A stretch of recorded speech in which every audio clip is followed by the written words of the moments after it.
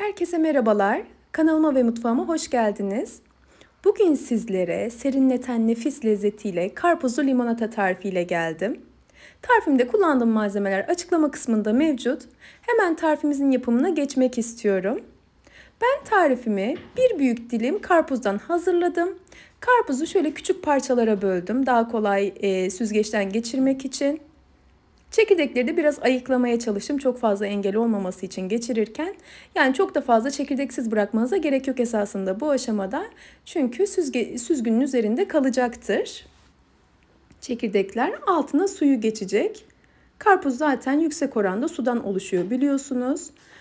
Şöyle bir patates ezici yardımıyla geçiriyorum. Bunun yerine kaşıkla, spatula ile ya da çatalla da geçirebilirsiniz suyunu alta.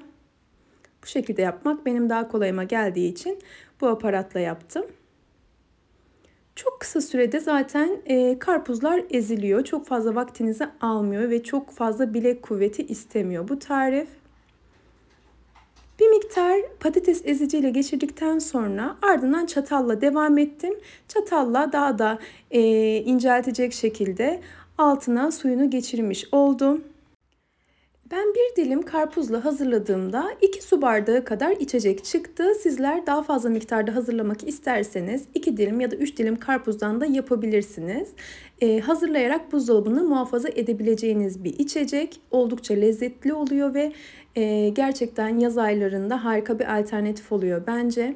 Karpuzun suyunu çıkarttıktan sonra posasından ayırdıktan sonra dilerseniz süzebilirsiniz, içerisine parçalar kaçtıysa. Sadece küçük bir parça karpuz kaçmış, onu kaşıkla aldım. Süzmeye gerek duymadım. Diğer tarafta da yarım limonun suyunu sıktım. Yarım limonu ekledim. Daha ekşi olsun isterseniz tadına bakarak bir miktar daha limon ilavesinde bulunabilirsiniz. Daha böyle limonatamsı olsun isterseniz daha fazla limon ekleyebilirsiniz elbette.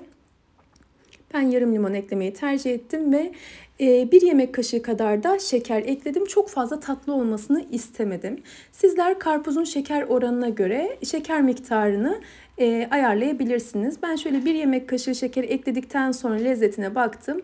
Tam benim istediğim gibi olmuş. Çok tatlı değil. Karpuzum da zaten lezzetliydi, tatlıydı. Oldukça güzel olmuş. Şöyle büyük su bardaklarının içerisine 2'şer küp buz aldım.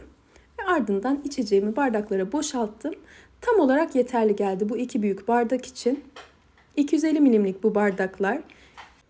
Yani toplamda yarım litre içecek çıktı. 2 kişi için oldukça ideal ve belirttiğim gibi çok da lezzetli oluyor. Denediğiniz takdirde ben çok beğeneceğinizi düşünüyorum.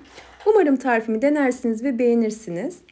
Eğer tarifimi buraya kadar izlediyseniz ve beğendiyseniz aşağıda yer alan beğen butonuna tıklarsanız çok mutlu olurum. Ve hala kanalıma abone değilseniz yine aşağıda yer alan abone ol butonuna tıklayarak yanındaki bildirim ziline basarsanız yeni tariflerimden anında haberdar olabilirsiniz.